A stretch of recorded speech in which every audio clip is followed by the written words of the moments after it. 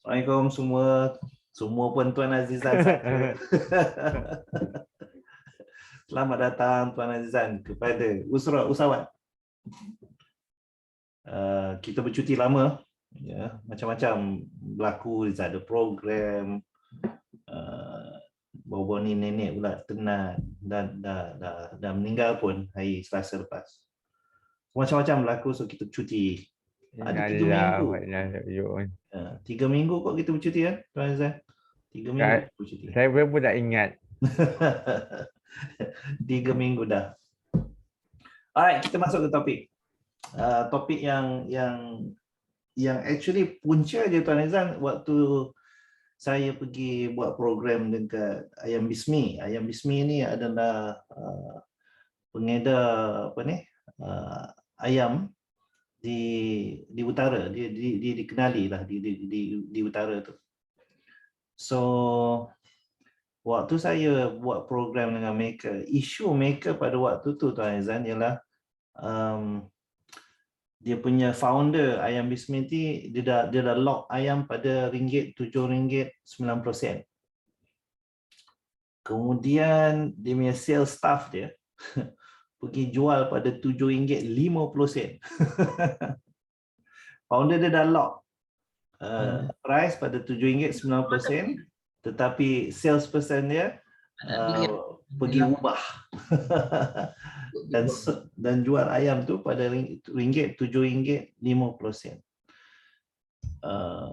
So sales staff punya commission tak berubah kerana dia tetap. Tetapi finance syarikat tersebut, keuntungan syarikat tersebut menjunam kerana itu.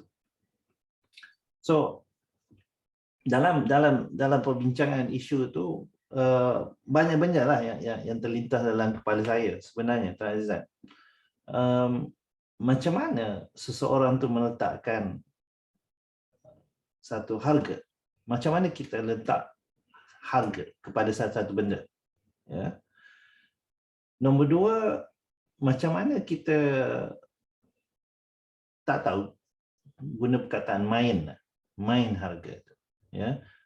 Ada tak masanya kita tinggi, ada masanya kita turunkan? Ada ke atau kita kekalkan pada satu harga saja? Ya, contohnya kak cik kita daripada Pulau Pinang ni yang baru muncul ni. Kak cik, Assalamualaikum. Awak gelap sangat kak cik. Lampu mana? Salah. Kejap, ke posisi. Macam kak cik kita ni, Tuan Azizan, dia buka tadika, taska. So, kalau dia ubah-ubah harga dia, Bagus tu. Kat mana tu? Dia buka taska tadika dekat Pulau Pinang dengan Perak. Oh, hebat tu. Ya. So kalau dia main-main harga, ya, sekejap bulan ni yuran sekian-sekian, bulan depan yuran dia lain. Mengamuk ibu bapa. Kan? Tetapi dalam kes contohnya makanan, iyalah kita boleh turunkan harga. So soalan yang Iza nak munculkan di sini ialah, nombor satu, macam mana kita menetapkan harga? Nombor dua, bila masakah kita menaikkan harga tu dan menurunkan harga tu? Ya. Apa Tuan Izan boleh bagi pandangan dulu?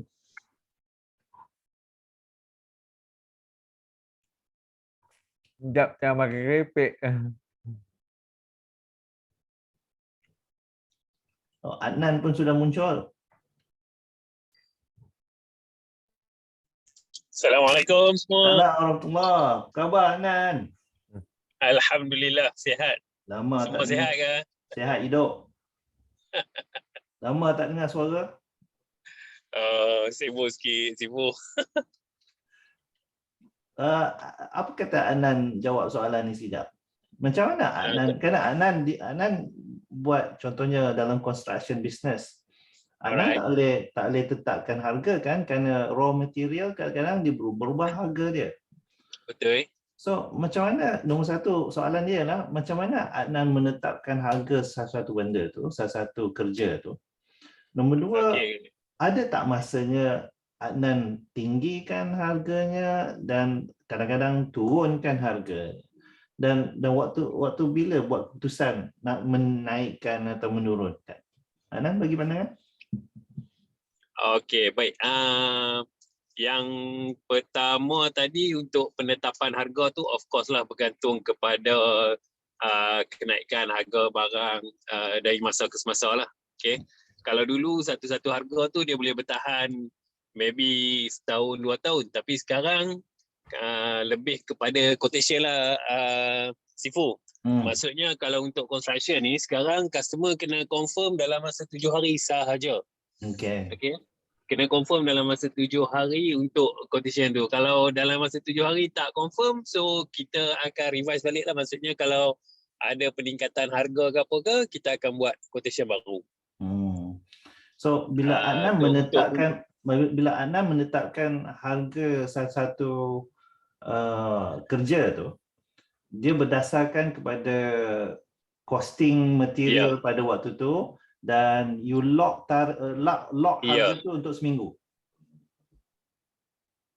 Ya, untuk seminggu. Okay. Izzal baru-baru ni buat program dengan Ayam Bismi di utara. Dan ada satu bulan tu, bulan September yang lepas, founder Ayam Bismi ni dia lock harga pada RM7.9 seekor. Dan dia buat keputusan itu pada waktu tu kerana ayam dalam pasaran pada waktu tu tak banyak. Ya. Maka kerana ayam tak banyak, demand dia tinggi, maka dia meletakkan harga RM7.9 pada waktu tu. Okay. Apa pandangan Adnan? Adakah Adnan, kalau bunyi apa yang Adnan cakap tadi itu, dia tak sama dengan Ayam Bismi itu? Kerana saya berpandangan founder Ayam Bismi letakkan RM7.9 kerana dia tahu demand dia tinggi, maka dengan dia letaknya RM7.9 tu, habuan dia besar lah, ya, pada waktu tu. So Adnan?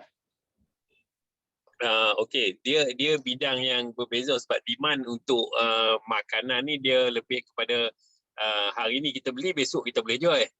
Okey, untuk construction ni dia berbeza Sifu sebab bila kita dah sign agreement, dia ada proses dia untuk nak buat plan, submit plan kelulusan itu ni sebagainya. So mungkin daripada tarikh kita buat keputusan ataupun tarikh kita terima projek tu, maybe after 3 months atau 6 months baru kita boleh start projek tu. Jadi pada masa tu harga dia maybe dah berbeza dah kan, dah lari. Jadi bahaya sikit lah. So bagi saya sebenarnya ikut pada jenis bisnes lah, jenis perniagaan. Okay. Kalau macam dalam perniagaan barang-barang kanak-kanak yang kedai basikal Adnan lah. Okay. How you tetapkan harga? You tetapkan harga berdasarkan okay, ini kos aku, maka aku nak dapat keuntungan berapa persen, maka saya tetapkan harga di situ. Ya, yang itu memang kita dah ada formula untuk kira. Jadi setiap kali stok masuk, kita akan calculate based on formula yang memang saya dah bagi pada kedai-kedai itu semua. Jadi dia orang akan ikut formula tu je lah, berdasarkan stok semasa yang masuk. Terima kasih Farouk. Kak Cik, macam mana Kak Cik tentukan harga untuk yuran anak-anak yang hantar ke Taska tu? Kak Cik buat survey dulu dari Taska-Taska kawasan ke atau apa yang Kak Cik buat untuk keluarkan satu formula? Macam mana Farouk lah, Adnan lah keluarkan satu formula tu. Macam mana Kak Cik menentukan yuran untuk anak-anak di Taska tu? Apa yang Kak Cik buat? Okey, terima kasih Sifu Rizal. Untuk yang kata permulaan start dengan Tadika dan Taska tu, kita inilah Ricky dulu Taska Tadika lain yang bagi harga yang macam mana. Kita tengoklah standard Tadika tu sama dengan kita. Jadi kalau kata dia bagi 400, kita pun bagi samalah dulu. Kemudian kita tambah dengan kelas-kelas yang orang lain tak ada, kita bagi harga lebih mahal sikit lah. Okay, so bagi contoh yang kelas-kelas mereka tak ada. Macam kira cepat. Biasanya macam itulah kelas cepat baca. Sekarang ni ramai dah orang yang buat. Kemudian kelas mental aritmetik dengan fantasi fair tu. Kemudian dengan style tadika pun kita lain daripada yang lain. Macam banyak aktiviti dengan komuniti. Macam itulah. Tapi sekarang dah tak boleh lah. So tetapkan harga mengikut orang lain dulu. So kalau orang lain buat RM400 sebulan, kita pun letak RM400 sebulan. Kemudian kita tengok mereka tak ada kelas-kelas cepat mengira ke contohnya. Maka Kak Cik tambah yang itu. Bila Kak Cik tambah yang itu, maka yuran dia adalah 400 campur 100 contohnya. Kerana kita ada lebih. Okay. Ada tak mas? Ya. Daripada harga modal kita kena ambil 20% keuntungan daripada harga tu lah. Maksudnya keuntungan daripada 20% macam tu. Okay. Ada tak masanya dalam sepanjang lah Kak Cik dah buka bisnes tu, ada tak masanya Kak Cik naikkan harga? Ada. 2 tahun sudah tadika. Kemudian tahun nak masuk ni naikkan harga kelas lah. Naikkan harga kelas ni berdasarkan apa? Kak Cik tengok pasaran mana? Kok dah ada pasaran Taska di bursa saham? Itulah ya, tadi pertama orang lain tak ada. Yang kedua Kak Cik tengok permintaan. Kalau permintaan tu tinggi dan kita tak boleh nak apa. Kalau tinggi Kak Cik naik harga lah. Sebab sekali lagi bila rendah memang orang duk cari. Bila orang cari kita perlukan tenaga kerja ramai. Jadi Kak Cik upkan harga tu supaya yang datang tu taklah terlampau ramai tapi dia punya bayaran tu memang yang mampulah. Okey. Terima kasih Kak Cik. Okay, sama. Tuan Lokman, Kak Ita sudah berada dalam lokasi. Khabar? Assalamualaikum. Assalamualaikum. Lama tak jumpa. Assalamualaikum. Ada tak Salam masuk. Kak Ita. Alhamdulillah. Hari ni tak ada kelas PhD sebab tu masuk ke tidak memang ada hari ni. Jangan cakap macam tu Kak Ita, kecil hati Zal. Apa Dia itu? kerana tak ada kelas lain baru nak main kelas kita. Tapi dah kelas ke mana sayang oi. Orang hebat dan mendidik kawan kanak-kanak ni. Allah buat angkat-angkat nak siap ni ha. Nenda kita tengah buat PhD dia tu. Alright, Lokman, dalam bisnes lah, sepanjang Lokman dalam bisnes, bila start bisnes lah pada awal, macam mana Lokman tentukan harga ya? Sebab kalau ikut yang training lah kan, saya biasanya kalau HRDF bagi limit tu, saya tetap ikut limit HRDF je lah. Okay, okay. Ya. So, Tapi kadang-kadang bila kita nampak persaingan tu memang turun, mula kita letak ikut limit. Tapi saya rasa saya macam janggallah orang lain letak bawah. Jadi kita kena follow kan. Actually there are more, and then later I realise ada yang lebih pada limit HRDF pun. Ya. Kan? Ya. Ya. HRDF bagi 5,000 contohnya. Ya. Syadicop lah sekarang ni kan, baru launch tadi. Salah pula kan. Jadi dia company klien yang nak tu dia top up lah duit sendiri kan. So pernah tak Lokman masuk dalam keadaan tu? Pernah masuk dalam situasi tu? Maksudnya? Go beyond HRDF punya limit. Saya masih sampai sekarang ada satu program yang company kena top up lah. So you tentukan. So you say yes, you boleh claim HRDF yang 5,000 tu, but the price of it is actually 6,000. So sort of, yeah. Yeah. Ada satu. So that program I define macam dia lain sikit lah. dia tak banyak orang offer kan. So so I think I ada satu program yang niche yang saya ingat local company yang mungkin tak banyak lah buat. There are international company but the price is triple. So even I exceed a little bit from the limit by HRDF, still acceptable lah. Okay. The client But, can I accept think- lah maksudnya. Sorry? The client yang boleh terima tu, client tu yang boleh accept that. Ya, betul Rizal, betul. Okay.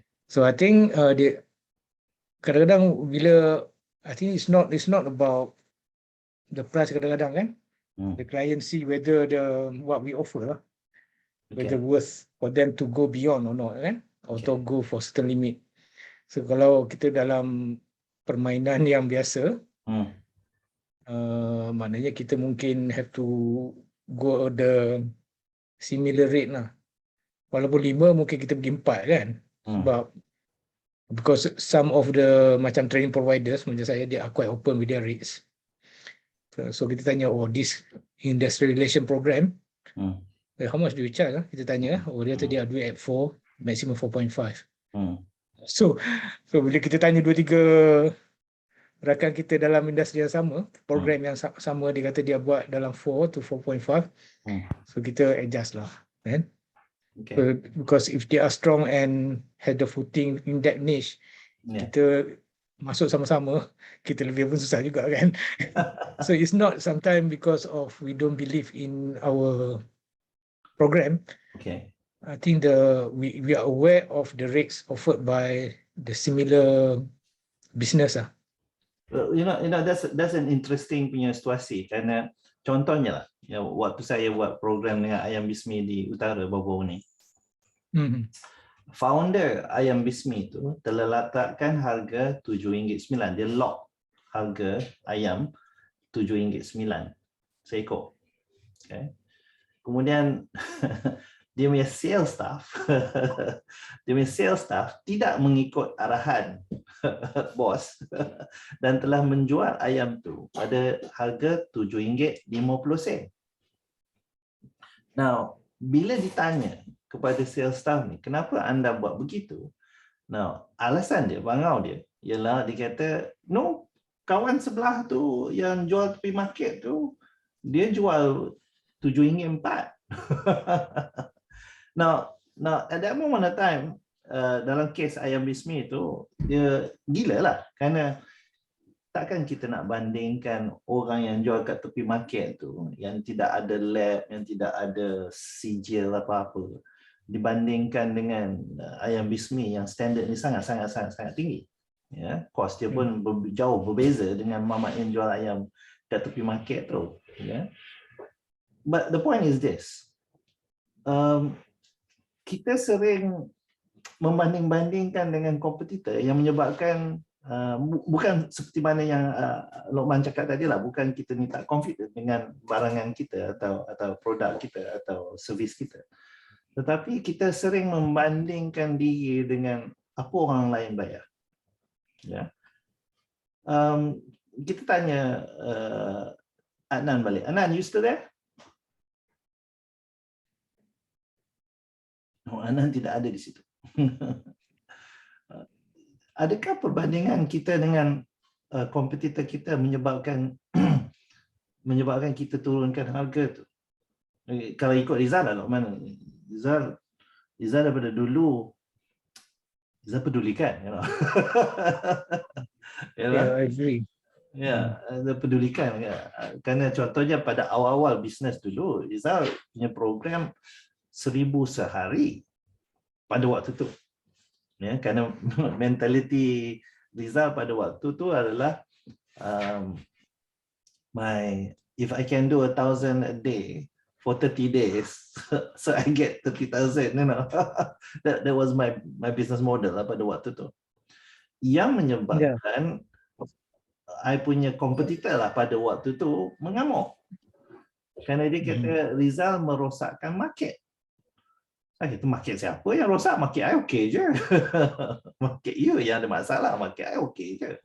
You know? Apa pandangan Lokman tentang tu?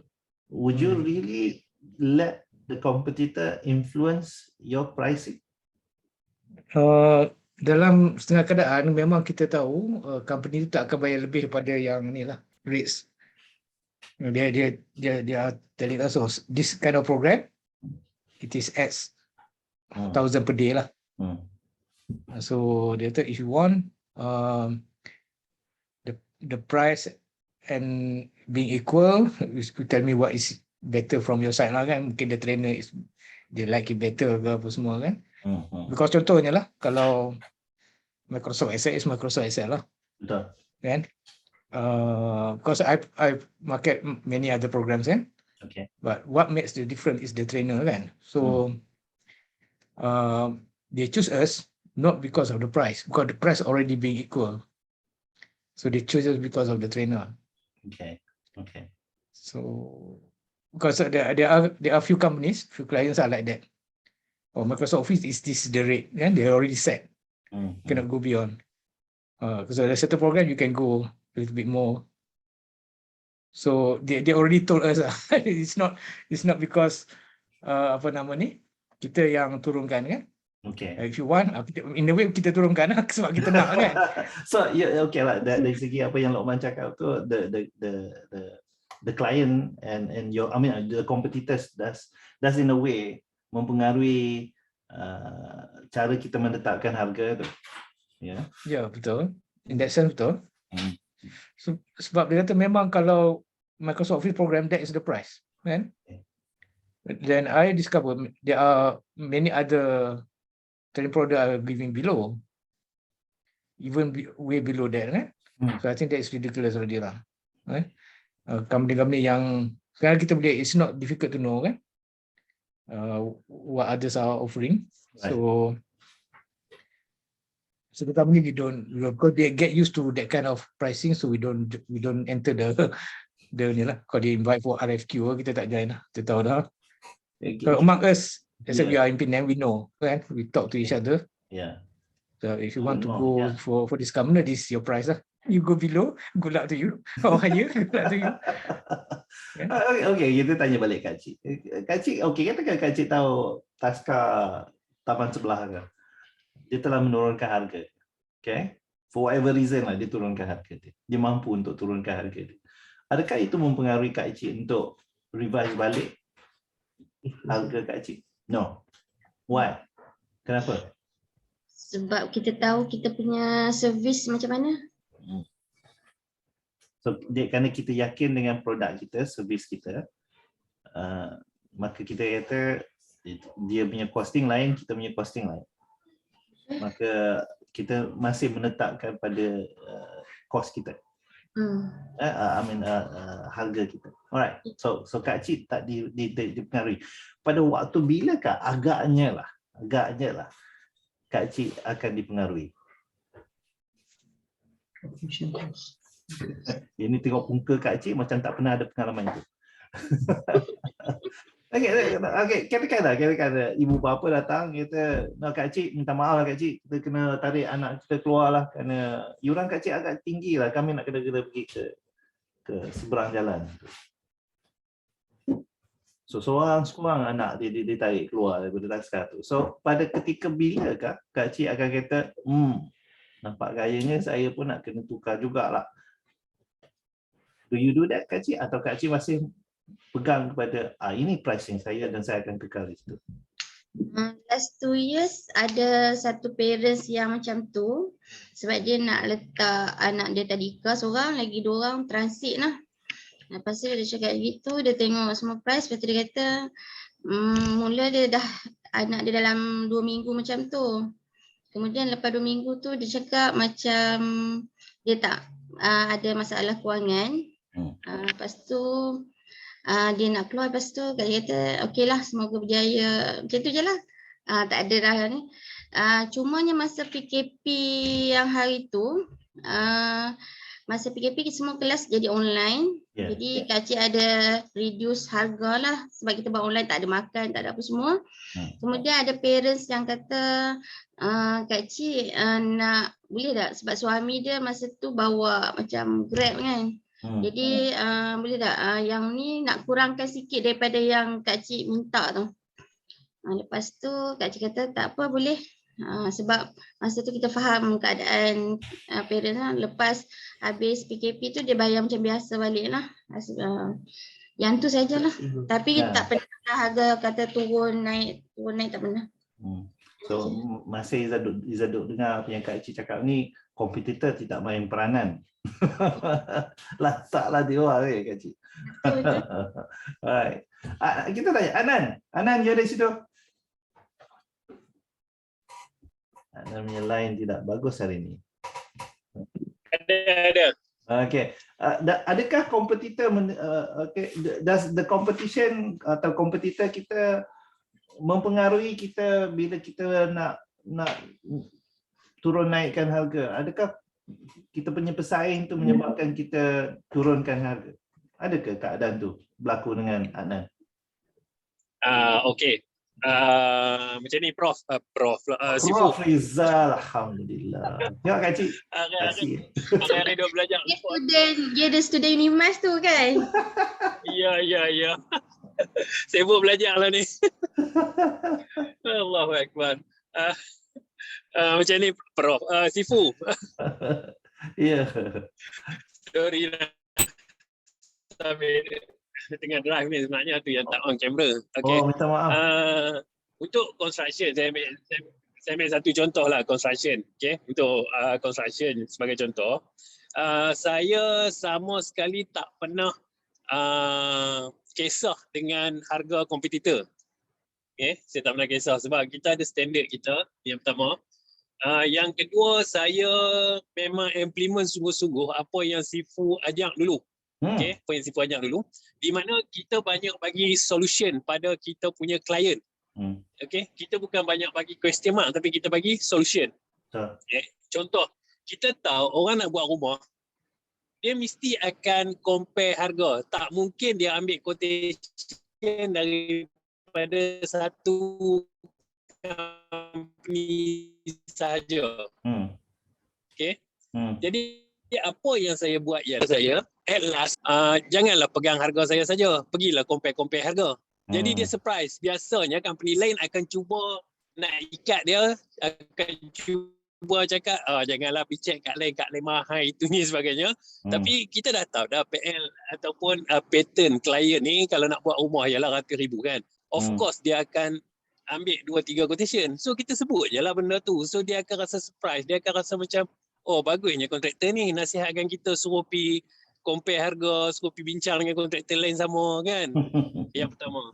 Yang kedua, saya akan bukanlah lari, maksudnya kalau kata pendatang baru, contoh sekarang, mereka main dekat FB dan sebagainya, bina banglo murah. Jadi saya tak akan guna ayat yang sama. Saya tak akan buat banglo murah. Kalau mereka buat banglo murah 80,000, 100,000, so saya tak akan masuk dalam market yang sama. So sekarang saya pergi ke market yang 500k ke atas. Okay? So orang yang educated ni dia faham sebab biasanya klien kalau yang educated dia tak akan tanya berapa sekarang buat rumah sekaki. Tak ada, dia bayar sebab je. Subjektif. Bukan maksudnya dia macam ni, perumpamaan kita pergi kedai used car lah Sifu. Kita pergi kedai used car, tak mungkin kita masuk pintu depan tu, kita jumpa salesman, kita tanya dia berapa harga kereta. Itu subjektif, sangat subjektif. Sebab kita kena tahu dulu kereta apa you nak beli, kereta baru ke kereta lama ke. Kan? Tahun bila, model apa semua tu. Sama macam rumah. Kalau you nak tanya harga, saya kena tahu material dulu. You nak pakai material apa? Mozaik macam mana, tingkap macam mana, plastik ceiling dia macam mana, finishing dia macam mana. Baru kita boleh bagi harga. Kan? Jadi daripada situ bila kita educate kita punya klien, insya-Allah harga bukan jadi persoalan. Yang penting klien kita dapat knowledge daripada kita. So dia akan suka. Dia akan suka dengan kita bila dia dapat knowledge, dia dapat ilmu daripada kita. Okay. Dalam kes kedai basikal lah contohnya, katakan kedai basikal seberang jalan tu dia jual harga yang lebih rendah. Adakah itu akan mempengaruhi Adnan untuk revise balik harga? Tak, saya akan ambil model yang tak sama dengan dia. Oh, tukar model basikal yang lain. Ya, so kalau ada model basikal yang dia masuk, dia buang, memang dia orang akan buang harga, ialah buang, sebab kita punya costing, kita kira. Sebab kita tak boleh sebarangan nak buat harga. Kalau kata kita berniaga, tak boleh cover kita punya cost, lebih baik kita tidur kat rumah ya. Sebab kita ada costing kita ada overhead, kita ada gaji pekerja, kita ada benda yang kita perlu bayar. Dan kita ada harga shilling yang perlu kita tetapkan. Sebab tu macam saya kata kat Sifu tadi, saya dah ada satu formula, jadi staff saya, manager saya, dia orang dah tak pening. Kalau barang sampai, dia orang tak payah telefon saya, bos ni nak letak harga berapa, ni nak letak harga berapa. Dia orang dah tahu kira dah. Okey. Terima kasih Anan. Follow formula je. Okey, baik. Terima kasih Anan. Terima kasih banyak. Sama. Kak Ita. Ya, saya. Kak Ita pernah kan suatu masa dahulu kita bersembang-sembang kat Negeri Sembilan, Kak Ita kata, ibu bapa tak mampu. Habis tu, maka Kak Ita revise tak fees Kak Ita? Yang saya ingat Kak Ita tak pernah revise, tak pernah diturunkan. We maintain, memang tadika Kak Ita ni taklah besar mana. Seolah-olah kita punya niche yang menyebabkan hanya ibu bapa yang faham aja yang hantar ke tadika kita. So we are not so big. We don't go for jumlah quantity yang besar sebab kita punya premise pun terhad kan. But we really put into account dia punya quality, the why we are this price kan. Jadi dia tahu sebab apa dia sebab apa kita mengenakan yuran sedemikian. So but as what Rozaimi kata, masa COVID kita memang at a very difficult position, menyebabkan we got to choose, okay, sama ada kita terkubur ataupun tersungkur. But then alhamdulillah I managed to convince the parents, cepat-cepat kita buat tindakan contingency plan untuk kita move on to survive lah, sustain kan, dengan memberi ruang dan peluang dalam yuran tu. Pertama, to pay as usual, if they prefer to. Kedua, bagi discount $50 or to tangguhkan bayaran. That kind of flexibility lah. And then at that time memang sakit, but our staff dapat that PSU. In fact, I got to top up from my own pocket. Kita potong kita punya gaji kan. But whatever this, I managed to pastikan our staff dapat gaji yang sepatutnya lah. Not throwing any one of them kan. Nevertheless, yang penting adalah bila parents tu memilih kita kena letakkan all our criteria. Kan, kriteria kita, but kita kena ada kita punya kebijaksanaan dan kebelas ihsan kita lah. Kan, dalam peraturan kita sekian, but ada parents yang ibu tunggal, ada yang mungkin dia anak yatim, kan, and then ada yang 2-3 beradik. Itu behind story. Dalam peraturan tak ada negotiation lah kononnya. Itu cakap belakang lah, itu belakang nanti kita kira lah. Dan dia ada agree with that kind kan. Dan kita bagi some payment of staggered and struktur bayaran yang mudah kan. Katalah dia ada antara 2 orang nak, 3 orang nak. But alhamdulillah sebab itu dah lama kan, parents yang hantar tu kebanyakannya memang dia come back. Macam itulah. But then yang datang pun from word of mouth kan. Jadi senang nak settle lah. Tapi tak pasti lagi tahun depan. Tahun depan ni kita tengah mencari lah ni. Tahun depan ni macam mana ni kan. Iza sekarang dengar daripada Kak Cik, Kak Ita, Lokman dengan Adnan ni. Iza dengar ada persamaan dari segi bukan kompetitor yang menentukan kita punya pricing. Malah kita menentukan pricing kita berdasarkan kepada customer yang kita nak. Kita tentukan customer kita in fact. Macam Kak Ita dia kata, okay, I know my customers, mereka adalah orang-orang yang faham. Contoh, okay. Atau Adnan dengan Kak Cik mungkin akan kata, these are customers yang boleh bayar. Kerana customers yang tak boleh bayar, dia tahu dia boleh pergi kat tempat lain.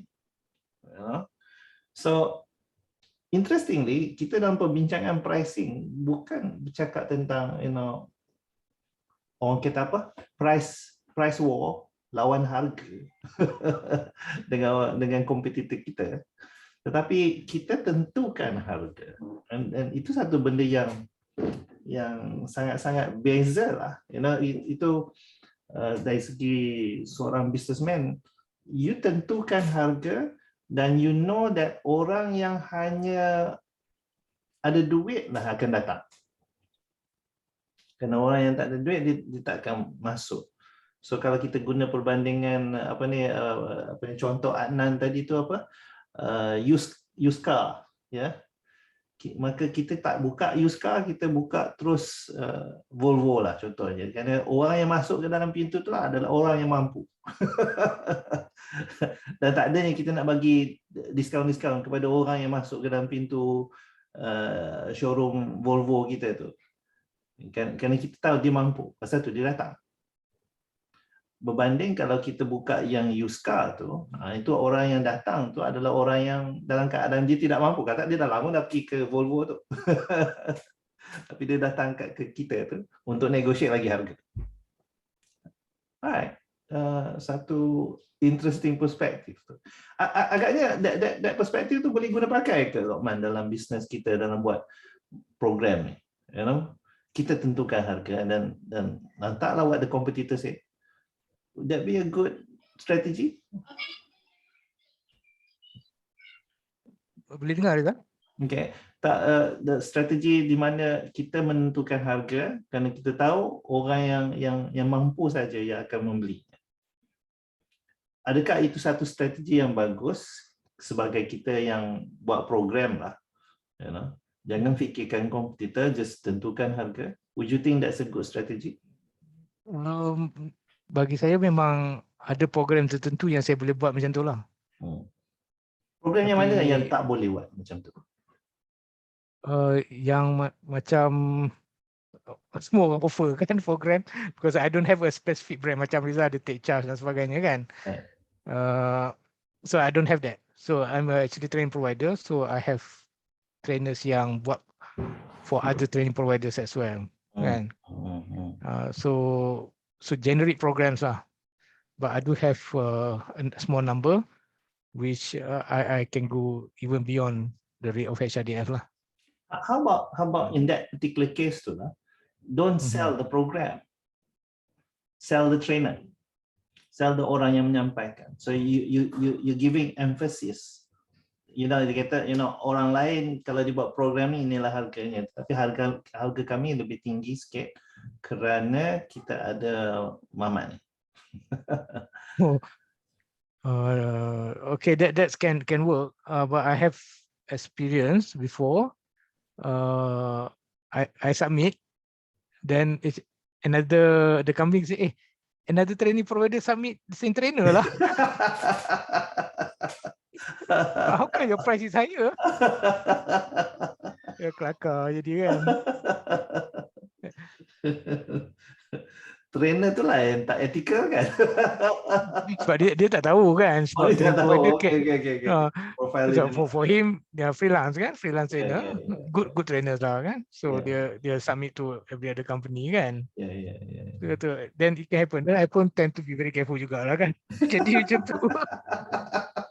Dulu submit orang yang sama macam mana pula kan, macam mana I punya harga tinggi pula kan. So for that reason kita do lah some work. It is impossible to check every other prices kan. Tapi I think within our network we can the friendly parties to us we can tell lah, we can share lah. So macam they all know, so we share the rates, how much we charge client, and I tell them, this program you can even sell because like very few others are doing it kan. and this trainer is only attached with me. So that's why in my case, I think it's not only because I set the price. Number two, clients already have that figure in mind. Number two, it is also who are the trainers. Trainer ni high demand, banyak training provider pakai kan.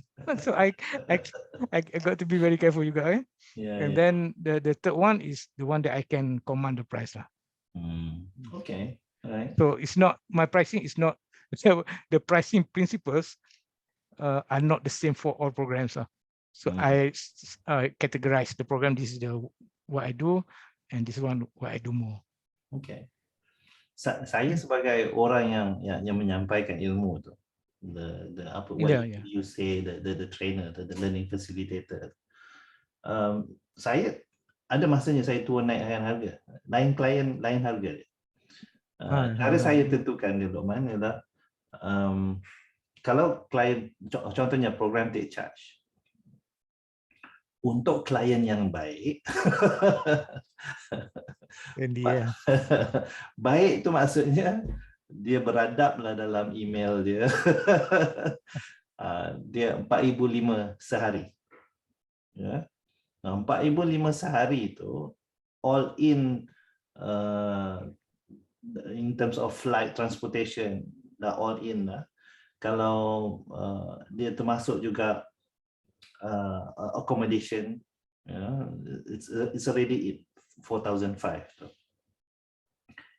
Kalau katakan Kak Cik lah yang panggil, bukan saja dia baik, dah masuk dalam harga 4,500 tu, tetapi Iza ambil tahu tentang Kak Cik punya bisnes pula. Oh, ni Tasca. So Tasca dia bukan bisnes swasta, bisnes gah, kalau melainkan Kak Cik punya Tasca Tadika ni di setiap negeri. Siap ada nama muka Kak Cik lah kat luar tu, lain lah cerita. Tetapi Kak Cik adalah seorang pengusaha Tasca di Penang, dan satu lagi branch dekat Perak. Maka dalam kepala Iza akan kata, okey, itu mungkin 4,000, 3,500. Kak Cik baik sangat pula, dia kata dah 3,500, sanggup lah sampai ke 3,500 tu. Kalau klien dia adalah contohnya patron macam LHDN baru-baru ni, maka Riza charge 4,500 dan Riza minta dia tolong sediakan accommodation. So, itu plus-plusnya. So I don't put the accommodation into the pricing, but I said kerana dia nak buat program tu di Melaka, maka tolong sediakan hotel, kerana mereka buat program tu di hotel kan. So saya perlu accommodation. Ya. Kalau klien tu memang kurang ajar lah, mau 8,000 sehari. atas niat cari orang lain lah. Tapi kalau dibagi juga Kak Cik, Iza ambil. Kalau dibagi 8,000 tu, Iza ambil je. Iza buat juga program tu. Ya. Iza bagi letak harga 8,000 tu dengan atas dasar, kira cari orang lain, Kan orangnya kasar ke, orang ni kurang ajar ke. Maka Iza nak ngelak jumpa orang macam tu, Iza akan naikkan harga. So, Iza sebagai seorang pengusaha, ada masanya Iza naikkan dan turunkan harga berdasarkan kepada siapa klien itu. Ya. MRSM Melaka contohnya nak buat program take charge tu, dan saya kata kamu tentukan harga. Kerana dalam kepala Iza tak akan dapat buat duit daripada student. Ya. Dan walaupun MRSM adalah MRSM, dia adalah bajet, kan? But I don't see any profit lah yang Iza boleh buat dari situ in the long term. Maka Iza kata, you tentukan. Atau esok contohnya dengan guru-guru pasti Selangor, contohnya Iza ada program dengan guru-guru pasti. Kan Kak Cik, guru-guru pasti, bila mereka tanya, kata apa bajet, apa costing Cik Rizal, Iza kata guru pasti program separuh hari, kamu tentukan. Saya membenarkan pasti menentukan harga saya. Syekh Rizal buat ayat macam tu. Ya. Dan benefit in the long run tu akan datang. It will be there. Jangan tanya, dia akan datang. So dari saya sebagai seorang pengusaha dalam bisnes, saya ada masanya saya naikkan harga, ada masa saya turunkan harga. Dan saya buat keputusan tu berdasarkan kepada siapa klien dia, dari segi orangnya yang bercakap dengan saya tu baik ke tak baik. Nombor satu. Nombor dua, adakah syarikat yang dia mewakili syarikat tu boleh bayar ke tidak? Kalau dia syarikat yang besar, maka Rizal akan tentukan harga yang tinggi. Tapi kalau Rizal tahu dia syarikat yang kecil, maka Rizal tak risau sangat. So sebagai seorang pengusaha, Rizal pun ada masa Rizal turun naikkan harga. Adakah saya membanding-bandingkan dengan orang lain? Tak. Ikut kepala Rizal itu. Oh, marah orang kalau kita banding-bandingkan dengan orang lain. Alright. Topik ni oleh kerana kita 6 orang je kat sini, maka topik ni tak ke mana jauhnya. Semua orang dah bagi pendapat, Rizal dah bagi pendapat, habislah cerita. Ada apa-apa soalan ke tuan-tuan perempuan di sini dalam forum ni kalau nak bertanya tentang pricing? Inilah masanya. How do you, if you have a question to ask, this would be a good time to ask the question. Sifu, Yes. macam bila Sifu cakap tadi tu, sometimes kami dekat tadika pun kita ada buat macam gitu juga. Contoh macam bila parents tu yang memang lama dengan kita, maksudnya dari anak sulung, anak kedua. Lepas tu bila PKP biasanya kita dah reduce yuran tapi dia masih bayar full. Jadi bila satu masa tu dia kata hari ni ambil lambat sikit lah. Patut biasanya kita akan kira OT tapi kadang-kadang tu macam alah kira halal je lah, macam tu.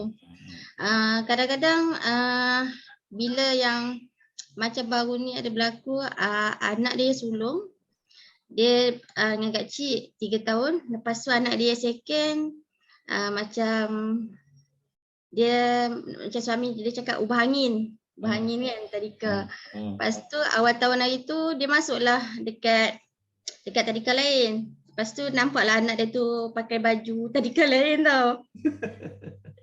Lepas tu baru ni dia datang balik kat tadika kecil, dia kata macam anak dia tak seronok. Lepas tu cikgu-cikgu sana macam tak best semua kan. Lepas tu dia cakap boleh tak dia nak dia daftar dengan kecil lah. Dia masuk Disember. Dan bulan Disember 1 hari bulan 12 tu hari Rabu. Lepas tu dia cakap kat cik, boleh dah nak masuk hari Isnin. Hari Isnin tu 29 hari bulan 11, Selasa 30, Rabu 1. Biasanya kak cik akan bagi kalau parent. Tapi kak cik kata sebab orang lain pun kita dah masuk 1 bulan Disember, jadi masuk 1 bulan Disember lah. Dia macam berlaku, kita rasa macam masa dia ni macam kita tak rasa sangat, tapi macam bila dia datang balik tu kita macam bias lah sikit kan. Macam adakah tu sesuatu yang baik atau dia dengan parents yang tak berkira, kita pun kira macam lebih kurang lah. Kalau parents yang betul-betul ni kak cik hari ni tak main kan, biasanya kita memang kira macam biasa je, tapi dia memang nak juga kira macam ada something yang tak ni lah kan, tak syok lah. Kalau anak dia ni cuti ke apakah, kita dah kata bayar penuh, tapi dia akan bayar penuh, cuma dia dengan keadaan yang dia macam tak berapa seronok lah kan. Jadi kita akan strict sikit lah pada parent-parent macam tu. Adakah macam tak elok lah kan kadang sebenarnya. Dia balik kepada hak Kak Cik ya. Kan kita selalu kata customer is always right. Pernah dengar Kak Cik? Pernah. Itu salah tak sebenarnya? Statement tu salah. Salah. Bukan, customer is not always right. Kerana customer manusia macam kita juga. Dia ada kesalahan dia. Bukan customer always right. Customer has rights.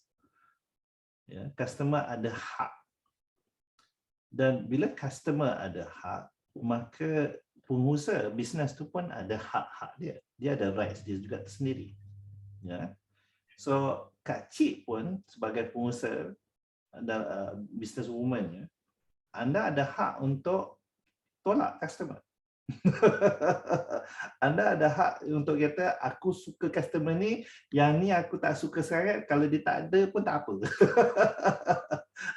Kita ada hak kerana it is our business. Kerana kita yang menentukan. Pentingnya kita memilih customer ni adalah kerana suara customer tu sangat-sangat berat bila dia memberi pandangan dia. Contohnya Kak Cik, bila masa saya belajar coaching dengan hipnoterapi, antara benda yang saya belajar ialah memilih customer. Dan kita tidak akan ambil semua orang sebagai customer. Dan Iza pegang tu untuk semua benda-benda bisnes yang lain-lain. Not everybody is your customer.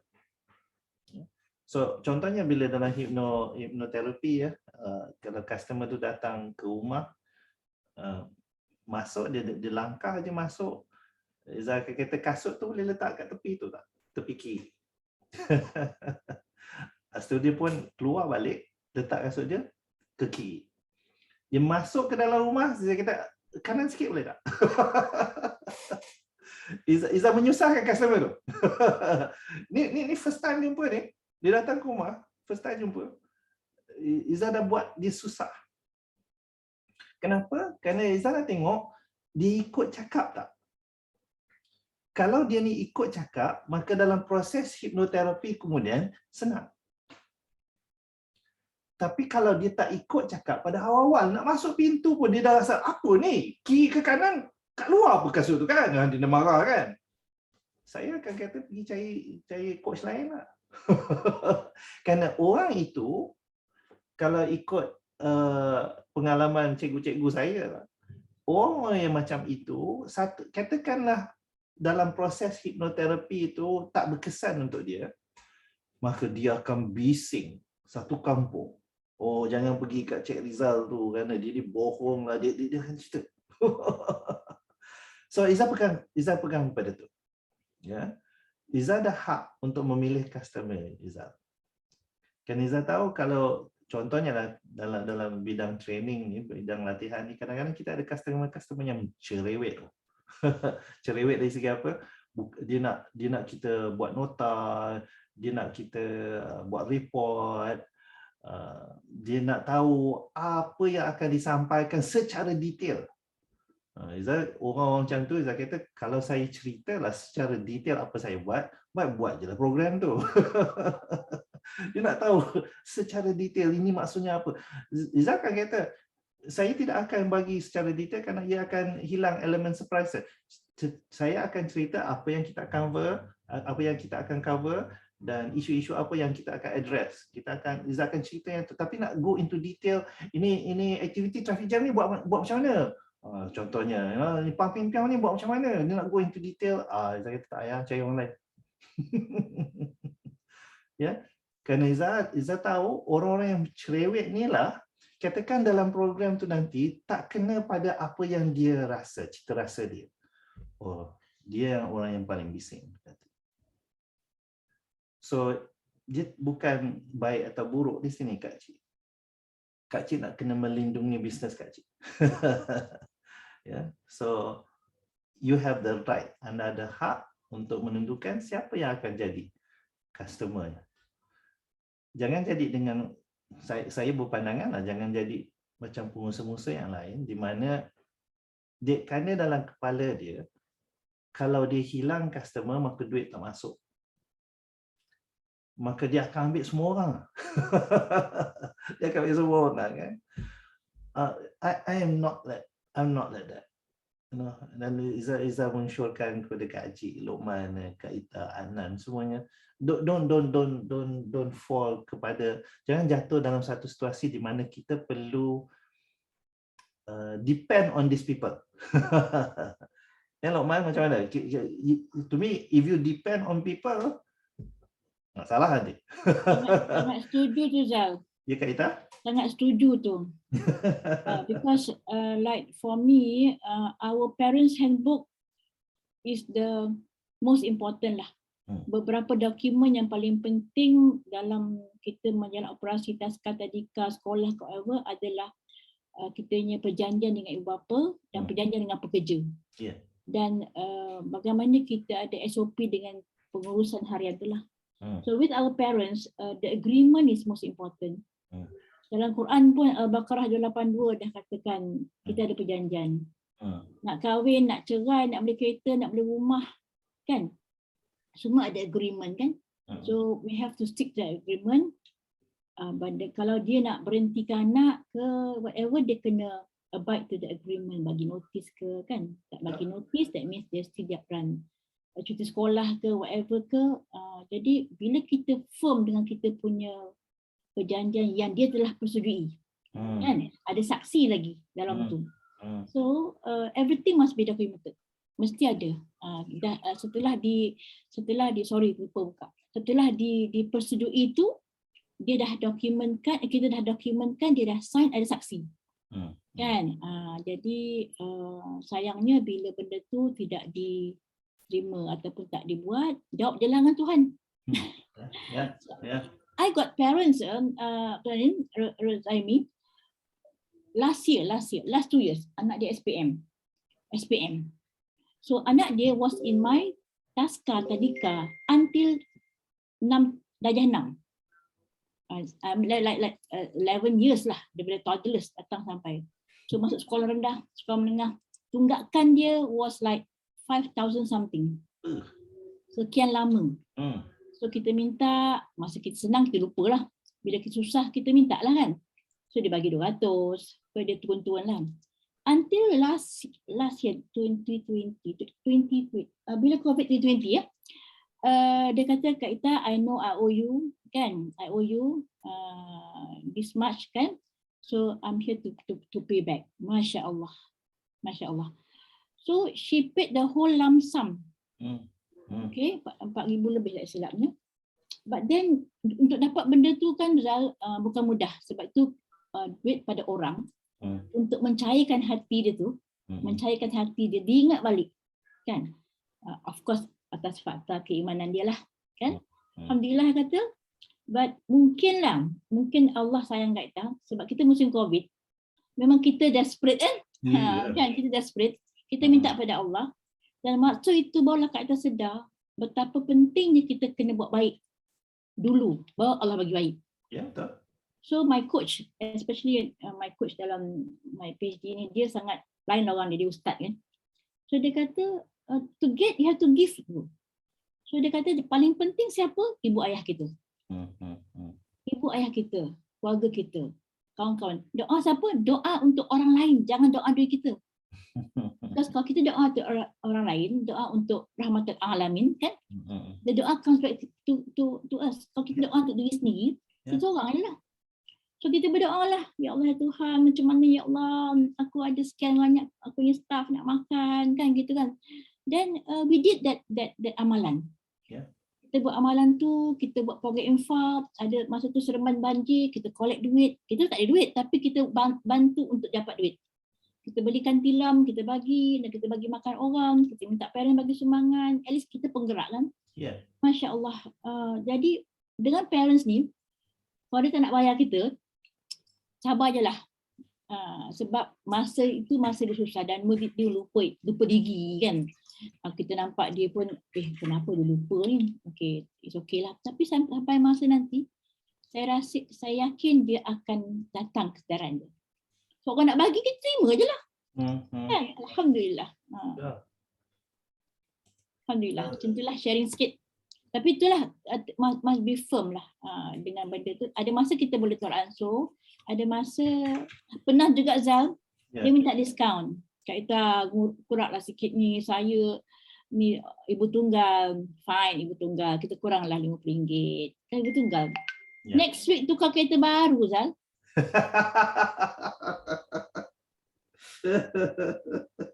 Tak sakit jiwa tengok. Rupanya nak minta diskaun, nak beli kereta baru. From there lesson learn. Banyak pengajaran. Apa-apa kita kena ada agreement tu kan. Saya nak tambah kepada apa yang Kak Ita cakap. Kebergantungan kita kepada Allah kadang-kadang tu lemah. Yang menyebabkan kita ni diuji dengan orang. Kita diuji dengan orang, ya, orang yang datang, yang menyebabkan kita mula dari segi bisnesnya, kita kata aku perlukan customer ni, kalau customer ni tak ada nanti tak ada duit. Nak buat macam mana? Tak ada customer, tak ada duit. Habis tu kita bandingkan bisnes kita dengan orang lain pula. Kita kata dia turunkan harga kan, dia turun harga, aku hilang customer, aku nak kena ada duit. So kebergantungan kita kepada Allah tu kadang-kadang tu lemah, yang menyebabkan Allah uji kita dengan ujian-ujian ni, ya. So pasal tu Izzah selalu pegang, bukan orang ini yang pegang rezeki saya. Allah pegang rezeki saya, not this person. Maka Izzah boleh anytime just tolak this person dan cari orang lain. Ya. So selagi kita pegang kepada itu, maka kita selamat. InsyaAllah, ya Kak Cik, Izzah rasa kita selamat. Kerana kita bergantung dengan dia, dengan Allah, bukan dengan orang. Kerana bila kita gantung dengan orang, ini nak ujian dia, ya, menyebabkan kita kesian, menyebabkan kita ketipu, menyebabkan macam-macam lah. Ya, pasal tu Izzah selalu pegang punca rezeki kita satu, Allah. Saluran rezeki kita banyak. So di mana rezeki kita datang tu, dia boleh datang pelbagai, dia boleh come at any time from anybody. Yeah, and you just never know. So selalu pegang punca rezeki satu, saluran rezeki itu banyak. Ya, Mak Saleh kan selalu cakap, Luqman, multiple streams of income. Saya ada buku tu. Ya. So, yeah. Nak tanya boleh tentang bila kita bagi talk, orang invite kita, dan dia dah fixkan date and so on, kita dah terima lah. Soalannya, how do we put the price? Macam mana kita nak letak harga tu? Sedangkan kita di kepala kita ada harga kita, tapi kita tak declare, kita tak cakap. Saya tak ada that kind of SOP. Dan kita deal dengan orang tu sendiri, bukan ada FPA kita tu kan. So jadi tak ada guts nak minta, kau nak bayar aku berapa ni? Contoh je kan. Jadi maybe you can help me to to guide me how nak charge, because kadang-kadang orang yang panggil talk tu bukannya orang biasa, mungkin dia company yang besar, sekolah yang besar kan. So lepas tu dia kata dia yang letak harga. Okay, jadi I expect tak adalah begitu harganya, kita tak boleh charge macam Rizal charge, kita ni bidang ni kan, jadi dia nak letak harga macam biasa. Sedangkan my pengalaman, my background, my certification kan, jadi saya nak master tu punya payment. Jadi, balik kepada apa yang Kak Cik cakap, Kak Ita cakap tadi lah. I mean, janji kan, perjanjian. Itu yang tak pandai tu. Ya. Kalau Kak Ita boleh buat perjanjian dengan mak ayah tu, kerana anak-anak mereka datang ke taskar tu, maka ada janji dia. Maka dengan klien pun kita boleh buat benda yang sama. You can do the same thing. Sifu, saya tambah sikit boleh Sifu? Boleh Anan, boleh. Okey. Kalau ikut pengalaman saya, bila klien call, bila klien call kita macam tu, cepat-cepat kita bagi tahu, sekejap lagi saya akan email package saya. Tuan pilih package mana yang tuan hendak. Lepas tu kita bincang. Menarik. Maksudnya kita package kan, kita buatlah 2-3 package, kita email pada dia, dekat situ kita dah letak harga. Ya. And then bagi tahu dia, tuan tengok email saya dulu, kemudian kita bincang berdasarkan package mana yang tuan pilih. Itu pengalaman saya lah. Ni simple-simple je. Apa yang Adnan cakap ni lah, Kak Ita, apa yang Adnan cakap ialah dia punya SOP. So Kak Ita boleh just adopt the same SOP. just adopt the same SOP, Kak. Ataupun boleh tak kata kejap lagi PA saya contact you. No, don't do that. Don't do that. You know why? Because bila Kak Ita buat macam tu, maka Kak Ita meletakkan diri Kak Ita pada satu keadaan di mana Kak Ita tak boleh buat keputusan. You don't never show that. Ya, jangan sekali-sekali tunjuk yang Kak Ita ni tidak boleh buat keputusan. You say so. Ya. So okay, dalam masa yang sama, dalam SOP, contohnya SOP Rizal ni, kalau dia kata Cik Rizal, kami nak panggil talknya sejam je online. Izzat tak tanya langsung. Izzat tak akan tanya langsung berapa nak bayar ke, ini package saya. Kan to me, okey, sejam je kot. Walaupun dalam sejam tu kita bagi pengalaman 10 tahun. Ya. Tetapi masa untuk menyampaikan tu hanya sejam, yang tak mengambil usaha sangat, maka untuk Rizal lah, ya, kaitan untuk Rizal, Izzat tak berkira. Sorry? Izzat tak berkira. Tak berkira. That 1 hour lah. Ya, kerana it's just 1 hour. Tapi kalau dia kata, okey, separuh hari, program separuh hari, maka Rizal akan terus bagi, ini harga saya. Berdasarkan kepada isu-isu yang nak mereka selesaikan. So, Izzat akan tanya, oh, separuh hari program, okey. Nak cakap tentang apa ya? Kenapa nak buat program ni? Oh, kerana kami ada address, ada isu-isu. Isunya katakan isu dia 10. Tapi nak diselesaikan dalam separuh hari. So, Izzat akan kata, kalau separuh hari tak mungkin address 10 isu ni. Boleh address 1, 2 dengan 4 je. Ya.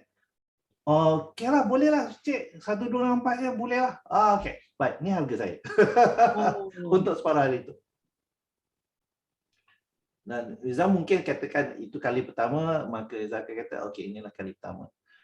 Kalau inilah kali kedua dengan klien yang sama, maka harganya akan berbeza. Kalau klien cakap, kenapa berbeza, kan hari itu separuh hari juga, isu lebih kurang sama, kenapa harga lain? Maka Rizal akan kata, well, itu harga pengenalan. Kamu dah kenal saya kan? Kamu tahu macam mana saya ni hebat kan? Masa tu tuan panggil saya lagi kan? Ini harga saya. Now, tengok waktu COVID, Kak Ita. Ya, waktu COVID, Izzat sebelum COVID 4,500 kan sehari? Okey, katakan klien bagus, klien boleh bayar. Tetapi program online, Izzat kata Izzat nak 4,500 juga. Maka klien pun kata, apa Mas Rizal? Kan hotel tak ada, tak payah nak travel. Duduk kat situ je kot. Program sama, take charge. Rizal kata, penyampaiannya berbeza. Kontennya sama, so 4,500 hanya untuk konten saja. Okey. Faham. Apa yang tuan bayar 4,500 tu adalah untuk kontennya, kerana konten live face to face dengan konten dalam ni, saya address isu yang sama. Saja penyampaian saya berbeza. Dan adakah penyampaian saya tu akan memenatkan saya? Ya. Saya pun tak penat. Lagi penat. Ya, lagi penat. Ya. Nak ubah suai program take charge, Izzat buang, Izzat do from scratch. So Izzat masih pegang kepada harga itu 4,500 tu. So itu SOP Izzat, Kak. Ya. Berkira tak berkira, berapa banyak masa yang diperlukan, apa isu yang diadres, dan adakah orang tu baik ke tidak. Kak Cik, baik ke tidak, bukan cantik ke tidak, baik.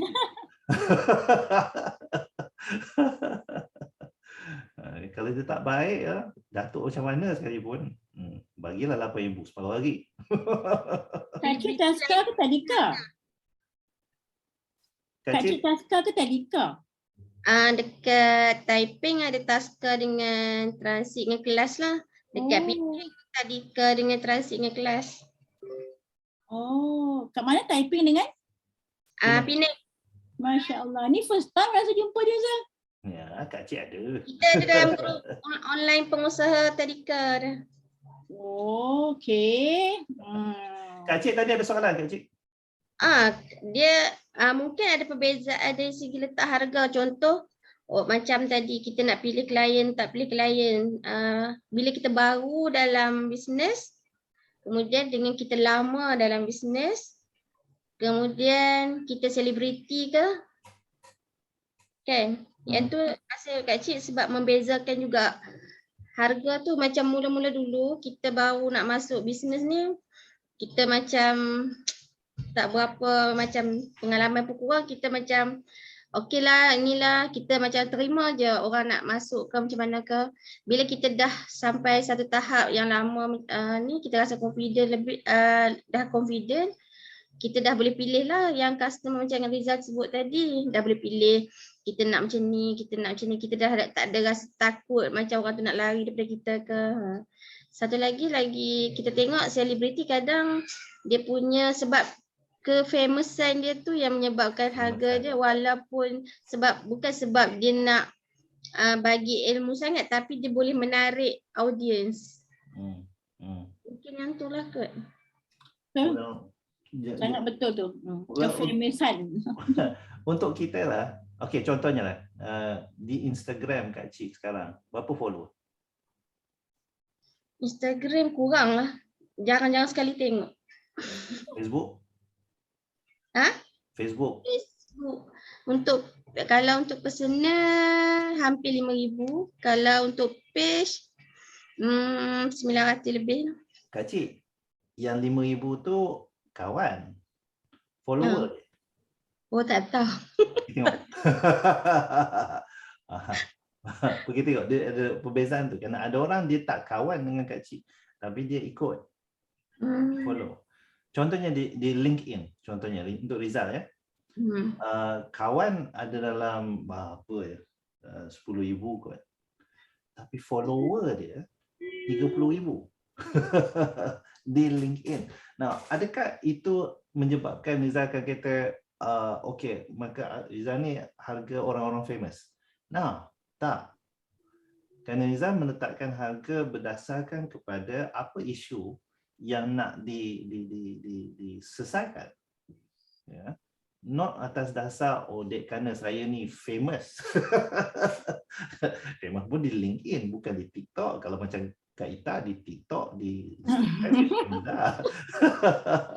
Cikgu Nan famous. Cikgu Nan lah. Cikgu Nan siap ada channel dia sendiri dekat YouTube. You know? Kena jolok baru keluar. Terus sampai rumah. So kita tak boleh lah. Kita boleh dari dasar contohnya waktu Rizal awal-awal dulu, Rizal tak ada NLP. Selepas dapat NLP punya master certification, Rizal naikkan harga sikit. Dapat hypnotherapy punya certification, Rizal naikkan harga sikit. Kak Ita mungkin dengan PhD dia nanti, dia naikkan harga lagi. You know, itu yes. You know, kerana kita tahu kita membawa kualiti ilmu tu ditingkatkan. Ya, saya faham tu. Tetapi apakah kualiti yang kita bawa dengan beribu follower? Apa kualitinya yang kita bawa ke dalam program? Tak ada. Tak ada. There's no such thing. You know. So jangan jadikan that famous part tu. Izzat dulu Kak Cik, Izzat pernah dijemput. Kemudian waktu tengah makan tengah hari tu, klien tu kata, Cik Rizal, sebenarnya kami ni nak jemput Fadilah Kamsah, tapi dia mahal sangat. maka kita jemputlah Cik Rizal. Spare part. Spare tire. Sakit hati dengar macam tu ya. well, Izan tak kecil hati dari segi ia memberi satu pembelajaran untuk Izan bahawasanya Izan tak nak jadi macam tu. Izan tak nak dek kerana harga maka orang tak dapat berhubung dengan Izan. Izan tidak boleh membantu. Kerana orang kata macam ni harga tinggi tak payah cari orang lain. Izan tak nak letak di Izan dalam keadaan tu. Ya. So macam-macam lah ya kriteria masing-masing untuk kita tetapkan harga. Ya. Janji ada kriteria dia. Walaupun kriteria tu sesuai untuk kita je. Ya, bisnes cara kita buat bisnes masing-masing ada cara masing-masing, ada kekuatan masing-masing, ada dia punya cabaran masing-masing. Adakah kita boleh tiru orang lain? Okey, saya akan pegang apa yang Kak Cik cakap lah. Tiru pada awalnya. Ya, ikut pada awalnya. Kemudian kita naikkan berdasarkan kepada apa perkhidmatan tambahan yang kita boleh berikan. Ya, dan kita tambah sesuatu. Ada qualification yang kita boleh bawa kepada tu. Orang tu tak ada qualification tu, kita tambahkan lagi harga. Okey, saya faham kepada tu. And that's good. Janji wujudkan satu SOP. Ya Kak Ita. Wujudkan satu SOP. And it is your SOP. It's not anybody punya SOP. It's your SOP. Ya. Adakah kita fleksibel dengan SOP itu? Yes, of course. Aha besar malam ni. Dah siap Cikgu Adnan Cikgu Ya, tu Cikgu apa? Adnan. Ya, betul. Okey, Sifu. Tapi Ya. buat kontrak. Tapi cikgu. Dia cikgu usahawan. Yang ada construction company, ada kedai basikal, ada kedai jual barang-barang anak. Baby shop. Ya. Wow. Setakat ni Bolehlah kita pergi sama. setakat ni saya dengar di berapa negeri dah, 3 negeri dah. Ya, kan? Sifu. Apa nama Facebook? Nak buka sekarang. Ambil kau. Adnan Muhammad Farouk. Cari. Ya Anan. Okey, Sifu, kalau ikut apa yang Kak Cik cakap tadi tu, kan, sebenarnya Kak Cik dah ada satu kekuatan ataupun dah ada satu testimoni di mana ada customer yang keluar masuk balik. Okey, so macam Sifu kata tadi lah, sebenarnya customer ni kita yang pilih. Ya, kita yang pilih. Tak semestinya kita baru atau lama itu macam Sifu cakap lah, bangau lah. Okey, sebab kita ada standard kita. Kita bukan buka bisnes untuk selesaikan masalah semua orang. Tak. Pilih. Kalau kita nak selesaikan masalah semua orang, kita kena buka pusat kebajikan. Ya. Okay. Charity, kita buat charity lah. Okay. So macam Kak Cik sebenarnya macam ni, contoh. Kalau customer, contoh, apa lebih kita dengan taska lain. Okay. Mungkin harga kita mahal sikit, tapi 10 student, seorang cikgu yang handle. Tempat lain lebih murah, yes. Kita kata tempat lain lebih murah, tapi 30 student, seorang cikgu. Okay, so berbalik kepada ibu bapa lah, mana yang dia suka, mana yang dia nak. Satu. Kemudian yang kedua, saya sendiri, pengalaman saya sendiri bila hantar anak pergi tuition, hantar anak merata-rata lah, kelas itu, kelas ini dan sebagainya. Okay. Antara benda yang saya suka, ya, ataupun saya rasa semua parents suka, bila pusat tuition ke atau tempat yang kita hantar anak kita belajar tu, dia buat video anak kita. Waktu dia tengah mengajar. Okey, kata dia tanya soalan pada anak kita, and then anak kita bangun jawab itu ni. Dia buat video satu-satu student. And then dia post dalam grup parents. Okey. So kita rasa teruja, kita rasa teronok. Oh, okey, dia post video. Sesimpel tu je. Yeah. Maksudnya kita bagi update aktiviti. Hari ni apa anak-anak buat dekat taska. Tak perlu kita nak rakam video tu satu hari. Mungkin ambil satu moment je. Yang parent tengok, oi, cute-nya anak aku, pandainya anak aku jawab soalan. Semudah tu je.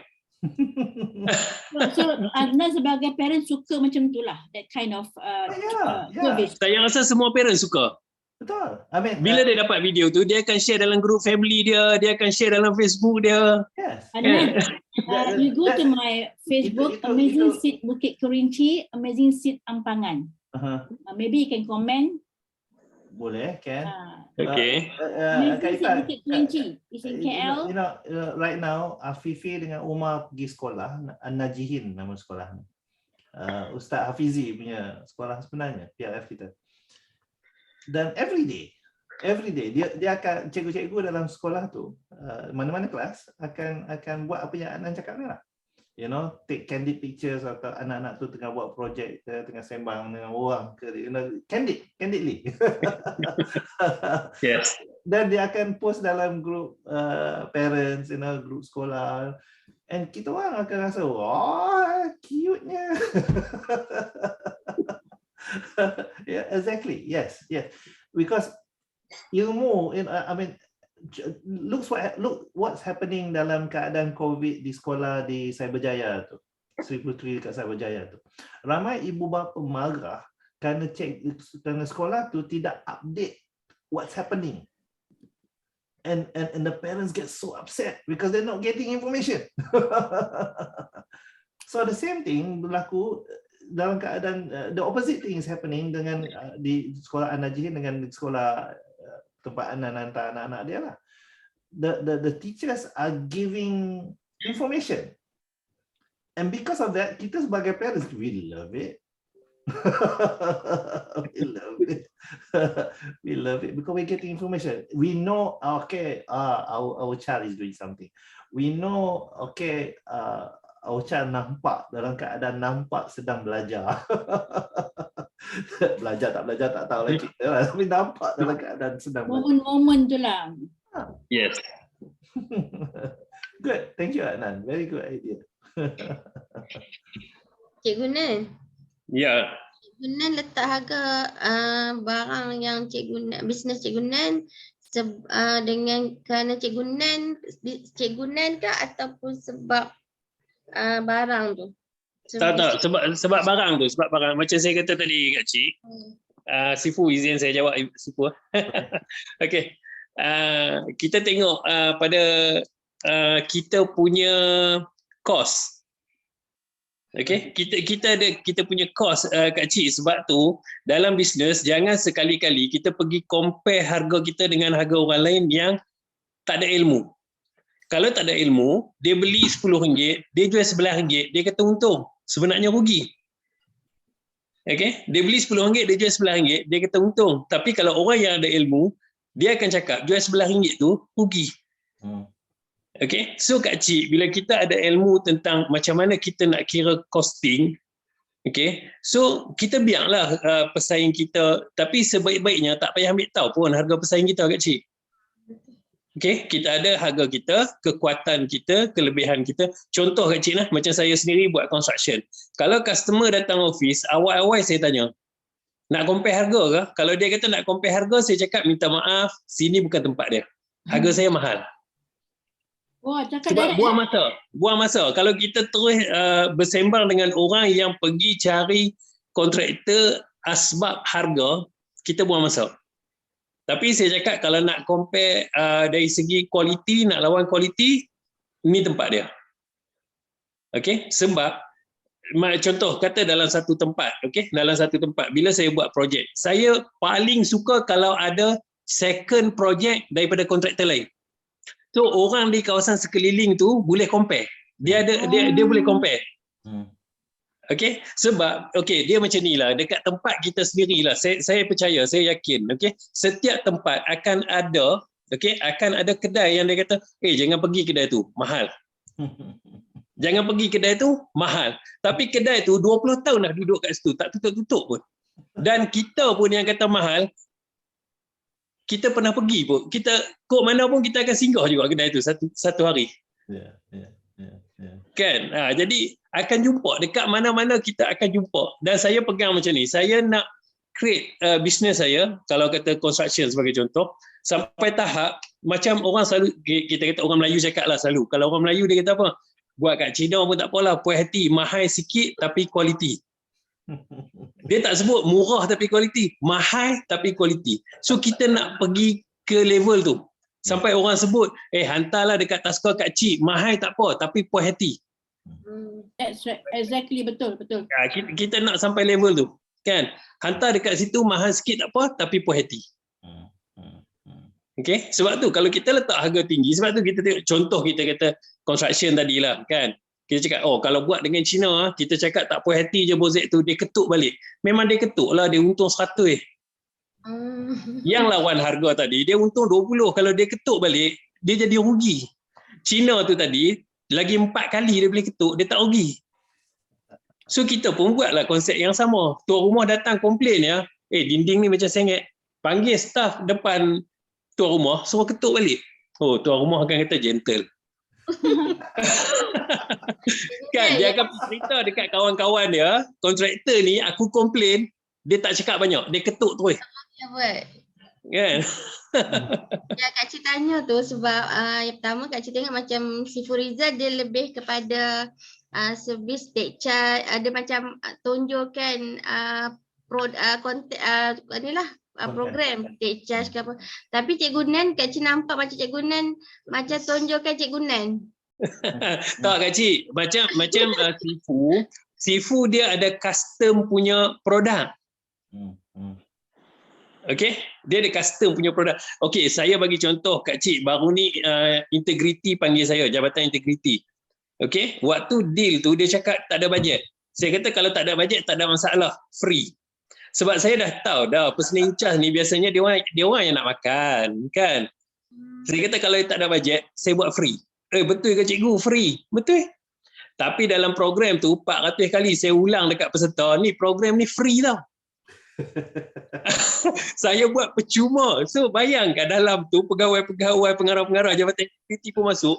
Mana dia nak letak muka dia? Dia bagi tahu kat peserta ni, kita buat program ni untuk peserta-peserta ni, kita banyak penceramah mahal ni. Selalunya dia orang akan goreng macam tu lah. Kan? Lepas tu kita ulang 400 kali, saya buat program ni charity, saya buat percuma. Kan? Kita tak bohong. Waktu rehat, dia orang akan call, Cikgu Nan sebenarnya ada bajet lah, tak apa nanti kita bincang tengok berapa kita boleh bayar dekat Cikgu Nan. Kan? Kan? So itu antara kaedah lah, sebab biasanya bila kita buat program dia orang akan masuk kononnya nak pantau lah itu ni dan sebagainya, kan? Tapi bila kita guna ayat-ayat macam tu, malu dia. Kan? Saya suka bila Adnan kata kita pergi mana-mana pun mesti ada orang cakap jangan pergi kedai tu kan dia mahal. Dengan sendiri dia jadi marketing kan. Izzah sedang ini bila ada sekali tu pergi supermarket, tengoklah aiskrim, jenis-jenis aiskrim kan. Lepas kata, brand aiskrim ni halal ke tidak kan? Izzah pun check.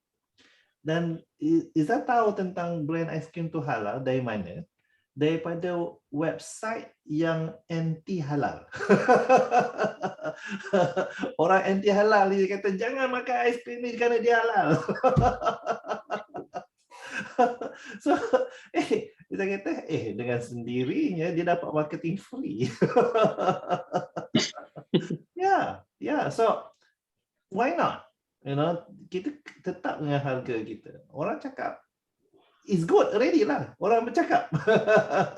Walaupun dia kata kita ni mahal, tapi it's marketing. Dia cakap. Bercerita tentang marketing Kak Ita, Izzah tengok tadi yang Ampangan punya Facebook page. Nah, macam video yang mereka tengah main plastik slime. Ya. Slime kot. Ya, slime tadi tu. Now bila Kak Ita letak di Facebook, that's your marketing sebenarnya. Yeah. The question is that same video, do you put it to the parents tak? To the parents punya WhatsApp group. And that one yes. Yeah. Itu penting because for the parents it's not kita buka Telegram. Nah, there you go. Itu adalah kemestian. Yeah. Memang saya emphasizekan because parents tak tahu apa berlaku pada anaknya. So at the end of the day, every half year kita ada prestasi kan, PTM, Parents Teachers Meeting kan. So we have to maklumkan tentang perkembangan anak dia. So at least ni adalah proof dia. Ya, kerana kita fikirkan Kak Ita, ramai sekolah atau taska atau tadika dulu-dulu lah, I don't know sekarang, dulu-dulu lah, kita hanya akan dengar daripada cikgu tu bila ada masalah. Ya, anak tu fail ke, anak tu ponteng ke, anak tu demam ke, when there's a problem, baru kami dengar daripada guru-guru ni. So these updates yang Adnan dan saya cerita ni daripada guru-guru tentang aktiviti kanak-kanak dalam seharian is a big thing tau. Ia memberi satu ketenangan bahawasanya anak aku selamat di tempat ni. Anak aku is having fun, learning. Ibu sampai tahap bila dia orang share gambar dalam grup WhatsApp parents, tak ada gambar anak kita, rasa pedih. Mana gambar anak aku? You, Adnan, anak you berapa tahun umur? 8. Oh, even the sekolah rendah pun dia update juga ya? Bukan, ni pusat tuition, kelas memanah, kelas aktiviti ni, kelas renang, apa semua tu kan. Yang WhatsApp dengan Rizal through WhatsApp ke atau Telegram or what? WhatsApp group. WhatsApp group. Si Afifi dah darjah 4 dah. Si Umar darjah 2. And yes, dapat update. Kalau sekolah tu tak hari-hari lah, kita sekolah 2-3 hari sekali dia orang update lah. Oh, kami hari-hari. Kalau sekolah 2-3 hari sekali. Gambar lah. Even waktu online tu, just before tutup kelas online tu tangkap gambar and then di update. So belajar tak belajar is actually a different issue. Kita pun walaupun sekarang ni dah boleh face to face, I still pastikan anak ada masa online, because sometimes the child tak pergi ke sekolah sebab dia mungkin family dia COVID ke whatever kan. So memang kami make initiative untuk masa morning 8 o'clock, the morning assembly. Saya tak pergi ke Taska, tak pergi tadika, dah dekat 2 tahun dah tak pergi ni. Manage from home je. So I see the children through Zoom and dia buat 10 minit baca mak surat. So sit properly, they fold their leg and then kita baca mak surat lah. Jadi lepas tu satu persembahan 1 or 2 minutes. Nyanyi ke, baca doa ke, ikrar ke, whatever lah. Kan. Jadi because nanti tak tahu lagi lah, we never know, COVID might come back again. We might lock down again, na'udzubillah min zalik. So at least culture tu dah ada. Kan? Even tadi, macam tadi KL tuti, so kita di Seremban buka, so budak KL kat rumah dia on the Zoom lah. Macam tu. So hopefully there is one niche lah yang kita maintain, because masa musim yang teruk tu, some of my friends, tak tahulah Rozaimi macam mana Kak Cik, tutup Taska, tak ikut tadika, tak buka, tanya bila buka ni Kak Ita. Macam lah aku tahu bila nak buka kan. You PDPR, orang tak reti lah PDPR, tak boleh lah, cikgu saya tak faham lah, sampai sudah. Ini dah Ogos dah Kak Ita, tak buka-buka lagi. Nah, dah aku kata belajarlah cara nak online kan. So sakit lah some of them kan, tapi Alhamdulillah maknanya Allah bagi kita buka mata sikit. Hello, COVID is real. So do something. You nak parents keluar ke? Kita pun, betul tak? Dia bermula dengan perkataan sustain. Ya. Iza buang perkataan tu. Dalam keadaan COVID, kita jangan sustain, kita survive. Survive. Kerana sustain ialah macam, kan di Selangor ni asyik tak ada air kan. So bila sekali dia tak ada air, kami di Selangor ni dalam kepala, okay, kena sustain untuk at least 3 hari. Kerana kita tahu, lepas 3 hari insyaAllah, selalunya, okay. Dalam keadaan COVID, kita tak boleh sustain. Kerana kita tak tahu penghujungnya bila. So orang yang sustain tu lah yang habislah dia punya simpanan dia. So kita nak kena survive. Survive maksudnya cari jalan. Find another way. Do something else. Kalau perlu do something else. Do something else. Modify your business model. Find another way. Ya. Nah, kalau boleh nak tanya lah, how do you mark up? How do you put your price? Maknanya Kak Ita ni macam tak ada calculation. Kita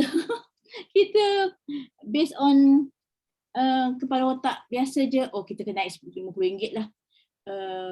Pernah lah kursus marah dulu zaman 90-an kan. Kita profit margin you ni very low ni kan. Jadi saya faham kita lepas break even tu kita kena letak the profit margin at 40% kan. Jadi sekarang ni agak rasa macam rasa-rasa nak naikkan because cost dah tinggi dah. Sanitizer je dah berapa kan, kita nak sanitize naikkan je lah. Guna formula Adnan tadi. Go back on your cost. What's your cost? Okay. Senaraikan all your cost. Sedetail-detailnya. Berdasarkan ke cost tu, okay, first you match the cost. And then you buat apa yang Kak Cik cakap tu. Okay, apa additional yang saya dah bagi ini. Then you add to that, you add to that. Then you have a harga. And then you say that you always start with cost, Kak. Even Rizal dalam business Rizal. I see what's my cost. What's my cost? Cost can be in terms of hotel and traveling. It can also be in terms of time. Berapa banyak masa yang saya tidak ada di rumah away from the family tu. Betapa jahanamnya rumah ni kalau I tak ada dalam 3 hari tu. You know, that's cost tu. Bayangkan nak kena FaceTime, nak kena sembang, nak menyelesaikan masalah. That's all cost tu, Kak. So cost doesn't mean material things all the time. But then Zal, mungkin Kak Cik boleh bantu juga. Kita dalam area yang sama kan. Dalam keadaan sekarang, ibu bapa, I don't know how real, kalau kerajaan mungkin tak terjejas, gaji dia tak pernah kurang, you know. Kalau yang private ini, so we don't know. Whatever return dalam borang sebelum ni could not be the same yang akan datang. Borang kata gaji di sekian-sekian, betul tak betul kan?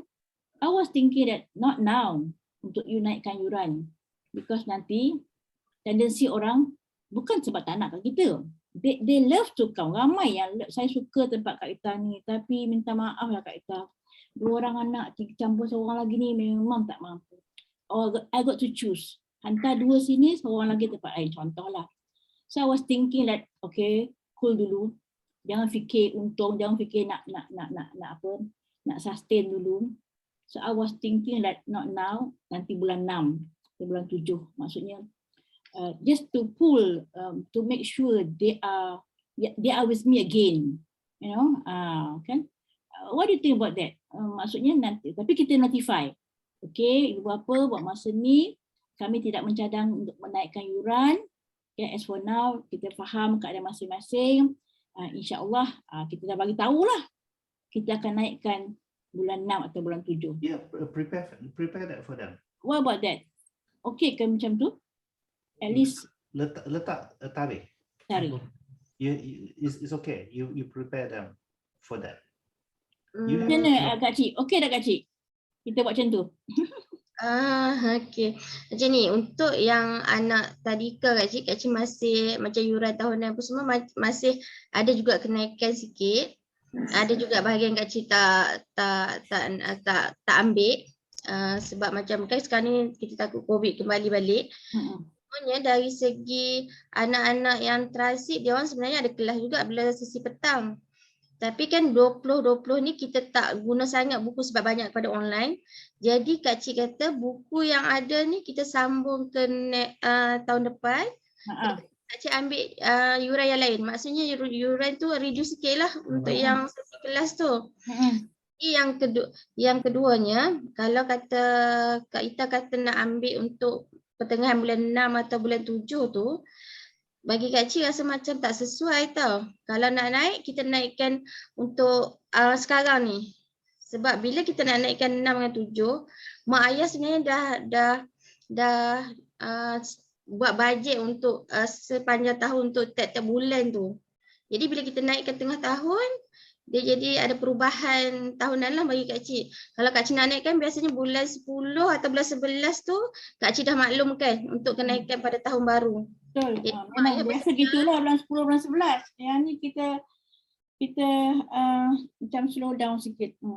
Memang kita untuk pendidikan, biasanya kalau kita nak selamat daripada harga kos, kita ambil 20% keuntungan. Yang tu memang kita boleh simpan lah untuk bila berlaku sesuatu, kita nak tambah cawangan ke apa daripada 20% tu, kita ambil daripada situ. Tapi bukan yang kita simpanan pada yang akaun yang untuk keuntungan lain, tapi yang tu untuk macam emergency, apa kata? Emergency account. Okay. Satu lagi, apa lupa dah, ada satu lagi. Lupa tak mana. Iza nak tambah idea. Kak Ita kan, Iza pernah bagi idea ni kat Kak Ita. Bila Kak Ita suarakan ni suatu masa dahulu di Negeri Sembilan. Iza kata, bukalah 2 jenis tadika. Satu tadika premium yang akan minum susu lembu terus daripada lembunya. Lagi satu yang tadika yang biasa yang pakai susu tepung. You know? So you cater for 2 groups, people who can pay and at the same time people who cannot pay for whatever reason, they go for that one. So open lah dua-dua. Okey, Sifu Kak Cik ingat dah. Sedih terlupa. Good idea, Zal. I will think about it. Tapi sebenarnya sebab kita ni sibuk nak habiskan kita ni PhD ni kan, jadi kita tunggu dulu lah. Okey, satu lagi Kak Ita, kalau kita sebenarnya rakyat Malaysia ni bukan semua orang yang tak ada duit, sebab dia pun sekarang ni dengan moratorium lah. Kalau kita tengok ada yang tukar kereta, ada yang tukar apa macam-macam tukar. Duit dia pun ada tersimpan, tapi dia sedang mencari-cari untuk dilaburkan kepada mana. Kan? Jadi kita berpegang pada sasaran kita lah. Bila sasaran kita macam orang yang Z, kita akan buat marketing untuk bahagian Z tu lah. Kalau ada juga yang bahagian A, kita marketing kita bahagian A lah. Tapi sebenarnya rakyat Malaysia ni, kalau macam saya ni balik pulau, memang dia orang banyak duit sebenarnya. Kak Cik dia apa ni, ketua kawasan di balik pulau tu, ketua gangster balik pulau. Sekarang ni dekat balik pulau memang tak ada orang kata macam kita tengok macam tak ada duit kan, tapi sekarang ni Starbucks dibuka di balik pulau, T-Life dibuka di balik pulau, semua mall-mall dibuka di balik pulau, Wakaka apa Coffee Bean lah apa semua dalam balik pulau, dalam satu lembah tu semua ada. Politeknik, hospital. Iza pindah aja ke Selangor, naik je Starbucks gitu. Dia sebenarnya macam ni, untuk minta harga murah ni semua orang akan cuba, termasuk kita.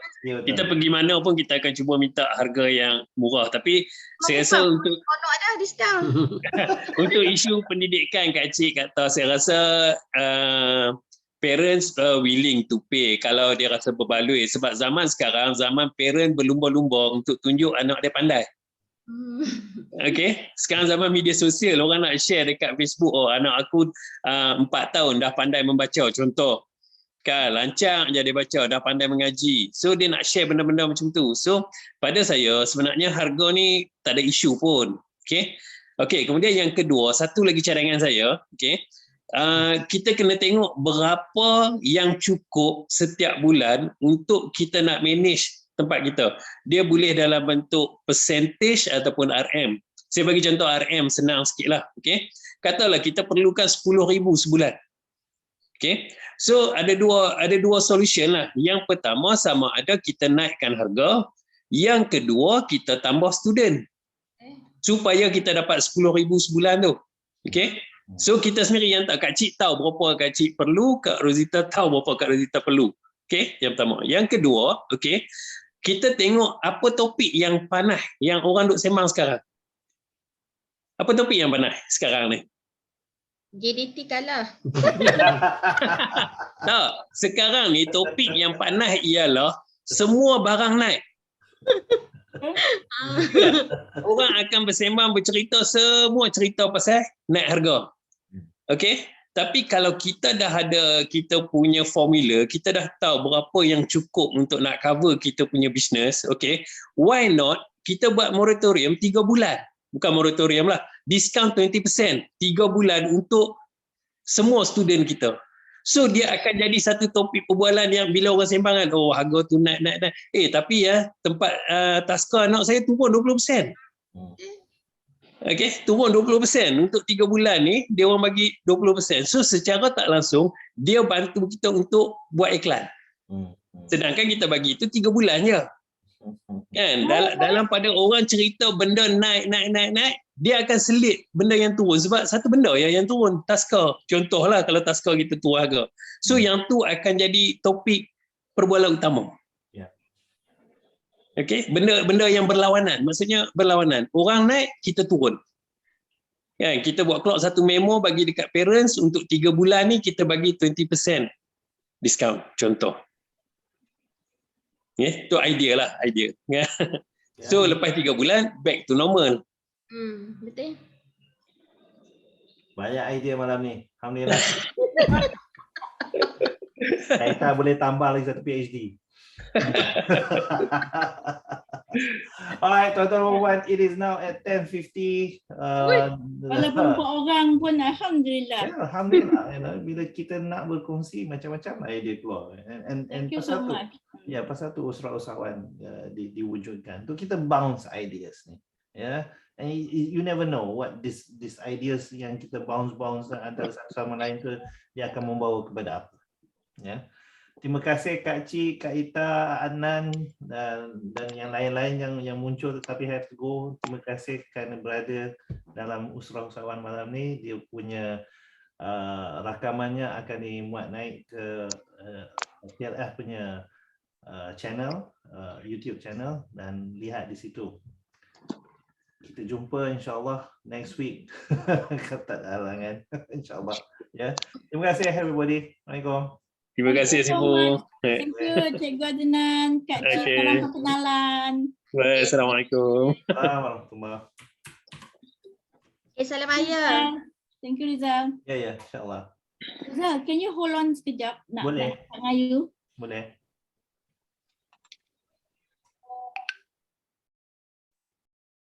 Ya Kak Cik. Ya Kak Cik. Rizal, sebenarnya Tutup rakamannya.